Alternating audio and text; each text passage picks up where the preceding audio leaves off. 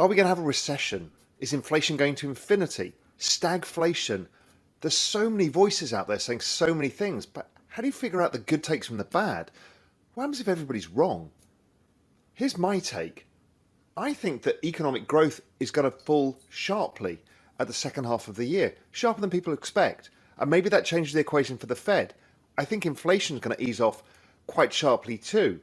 But I've been in markets long enough to know that we all get it completely wrong sometimes, and I could be dead wrong. Recession and inflation are controversial and complex topics. According to Investopedia, a recession is a macroeconomic term that refers to a significant decline in general economic activity in a designated region. It had been typically recognized as 2 consecutive quarters of economic decline, as reflected by GDP in conjunction with monthly indicators such as a rise in unemployment. Investopedia defines inflation as the decline of purchasing power of a given currency over time. A quantitative estimate of the rate at which the decline in purchasing power occurs can be reflected in the increase of an average price level of a basket of selected goods and services in an economy over some period of time. The rise in the general level of prices, often expressed as a percentage, means that a unit of currency effectively buys less than it did in prior periods. Inflation can be contrasted with deflation, which occurs when the purchasing power of money increases and prices decline. While it is easy to measure the price changes of individual products over time, human needs extend beyond 1 or 2 such products. Individuals need a big and diversified set of products as well as a host of services for living a comfortable life. They include commodities like food grains, metal, fueled utilities like electricity and transportation, and services like healthcare, entertainment, and labor. It's tempting to say the U.S. is inching toward a recession, or it's already in one. At least that's the takeaway some economists had from Thursday's GDP report, which showed that the U.S. economy shrank at a seasonally adjusted annual rate of 1.4% in the first quarter of 2022. This reading comes as inflation is at a 40-year high, forcing Americans to cut back on spending to stay afloat. Yet unemployment is remarkably low. A steep pullback in exports resulting from supply chain bottlenecks had the most significant contribution to GDP last quarter, and a one-quarter contraction doesn't necessarily mean a recession is on the way. In this video, CEO of Real Vision, Raoul Pal interviews Lyn Alden to get her take on inflation and possible inflation. Welcome back to Savvy Finance. Big thanks to all our viewers and subscribers. We appreciate you so much. Thank you for watching our videos. There's a lot going on. So I just wanted to pick your brains, see how you're seeing the world. So give us your big picture view, and then we'll start digging into some stuff as we start chatting. So I think kind of like how COVID-19 accelerated a lot of trends that were probably already going to be in place anyway, I think the recent military conflicts we're seeing are kind of accelerating some of the problems that were already mounting. And so, for example, we already saw Europe have some energy issues even before any of this conflict broke out, and some of that was now accelerated. I think same thing for food insecurity and things like that. And essentially, I think what we're seeing is a slow kind of unwind of the global monetary order that's been around for the past 50 years or so, and moving towards a more bifurcated world where we have maybe a little bit more decentralized payment channels, maybe more decentralized choices of storing value, as well as supply chains themselves becoming more bifurcated, because we're seeing, food protectionism, commodity protectionism, commodity, different sort of trade happening around these more like alliances rather than in a global market. Do you think that, I completely share your view on that. What I'm trying to figure out is whether this is creating a step change in inflation, i.e. the trend of the last 30, 40 years is gone, or whether demographics, technology still kind of trump out in the end, and this is a temporary structural shift we're seeing, which is generating this. So I think, most inflation is transitory, but transitory can last for years in inflation's case, right? So the 70s were transitory, but it was, it was long enough that, it wasn't really transitory in terms of a trading perspective, an investment perspective, a lifestyle perspective. And so my base case for a while has been that the 2020s would be more inflationary than the 2010s. The exact height that we were going to reach depends on these variables that are hard to predict ahead of time, like whether or not there'll be war, whether or not there'll be factors like that. And so I think now we're at risk of hitting some of the higher levels of that kind of range, that probability range that I think was going to play out anyway. And now we're kind of on the higher side. So I would characterize this kind of like the 70s or the 40s, in the sense that we are going to probably have a pretty persistent amount of inflation. But even then, it won't be a straight line. If you looked at the 40s, you had price controls at some point. 70s, you had, price controls, you had wage controls. There are periods where even in an inflationary decade, you can have disinflationary periods, right? So you get these waves of inflation. And I think the 2020s will be no different, where you could get, for example, a de-escalation of some of the big trends we're seeing now. Things can be overdone, traders can pile in, things get too consensus, and then there's some sort of kind of unwind of that, and then you can have another spike up. We've already seen this happen in European natural gas, for example. There are periods where it got overdone, came back down, and then got even more overdone.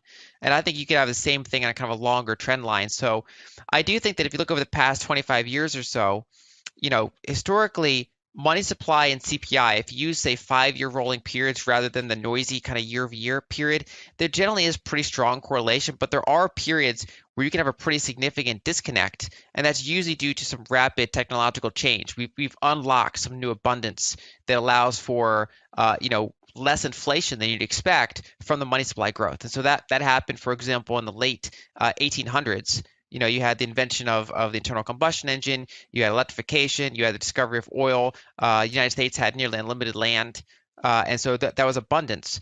And you kind of had a similar thing over the past 25 years where we unlocked so much global labor, and corporations were able to do a lot of geographic arbitrage, that you've had a disconnect between, say, money supply growth and wages domestically in many countries. And so I think that particular force is probably coming to an end, at least for a period of time, because I think we've kind of squeezed a lot of juice out of the globalization orange, and that now we might have hit kind of peak globalization, meaning that we don't unwind globalization necessarily, but we could stop accelerating globalization, and all else being equal, that should be more inflationary. One of the things I'm thinking of is I've been thinking that the 1940s is probably the most similar period, less so the 70s. It's the post-war. It's kind of the same kind of structure we've got now. GDP was volatile. Inflation at first took off and then kind of eased over time once, we started to see manufacturing pick up and all of that. We saw yield curve control. We saw a lot of fiscal stimulus. What period do you think we're most similar to? So I do think the 40s are the single most close period to what we have now, and that's because, so if you look, and this whole debate over the past 2 years that people had about inflation versus disinflation, what is money creation, where does inflation come from? So what made the 40s different than the 70s is the 70s, it was very bank lending driven inflation, right? You had the demographics boom, the boomers were kind of entering the home buying years, and that was around the world, and so you had a big expansion of money supply led by commercial bank lending. And then on top of that, you added fuel to the fire with deficits around, guns and butter program, Vietnam War, things like that. But it was really a bank lending driven type of inflation. Whereas the 40s were totally the opposite, where banks weren't doing a lot of lending, and it was that monetization of very large fiscal deficits, the wartime finance, kind of a command and control economy.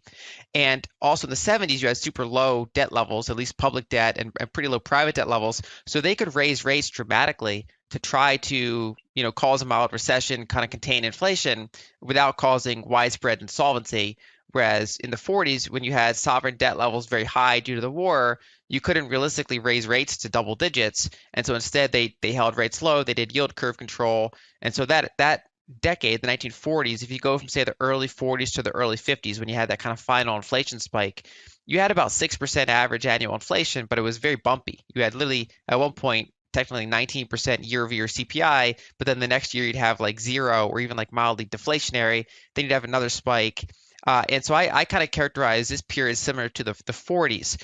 The one thing that might be similar to the 70s is the energy situation. So what made the 70s also unique, besides the demographics boom you had, is that U.S. domestic oil production peaked in 1970. So we had this kind of nearly a century-long continual expansion, more or less, of U.S. energy production. That peaked in 1970, and so the U.S. became more reliant on the Middle East at the same time as we were going through that very big demographics boom. And that's what fueled inflation, because you had that supply. Yeah, you had a supply and demand shock at the same time. Exactly. Whereas now we have less of a demand shock, obviously, but we do have a supply shock. And so I think we have 40-style monetary and fiscal policy combined with not unlimited commodities, right? So that's where we get this more inflationary environment from. So I think the 40s are a similar environment, especially you could say right now the United States looks like the 1940s UK, because back then the United States was running structural trade surplus. We looked more like China in some ways, right? We were the rising power, we were the export place, whereas the UK was more of the established power, the structural trade deficit, and going through the same sort of wartime finance. Deutsche Bank raised eyebrows earlier last month by becoming the first major bank to forecast a U.S. recession, though a soft one. Now it's warning of a deeper downturn caused by the Federal Reserve's quest to knock down stubbornly high inflation. We will get a major recession, Deutsche Bank economists wrote in a report to clients last month. The problem, according to the bank, is that while inflation may be peaking, it will take a long time before it gets back down to the Fed's goal of 2%. That suggests the central bank will raise interest rates so aggressively that it hurts the economy. We regard it as highly likely that the Fed will have to step on the brakes even more firmly, and a deep recession will be needed to bring inflation to heel. Deutsche Bank economists wrote in its report with the ominous title, "Why the Coming Recession Will Be Worse Than Expected." To make its case, Deutsche Bank created an index that tracks the distance between inflation and unemployment over the past 60 years and the Fed's stated goals for those metrics. That research, according to the bank, finds that the Fed today is much further behind the curve than it has been since the early 1980s, a period when extremely high inflation forced the central bank to raise interest rates to record highs, crushing the economy. History shows the Fed has never been able to correct even smaller overshoots of inflation and employment without pushing the economy into a significant recession, Deutsche Bank said. Do you think we will see a recession in 2022? Some expert believes that we are already in a recession. Whatever the case, you have to look out for yourself and make good financial decisions for you and your family. Never rely on the government or believe what they say that everything will be fine. Make good financial decisions, take calculated risks, buy Bitcoin with every spare change, and watch savvy finance videos every day and you will be just fine. Thanks for watching and stay savvy till our next video.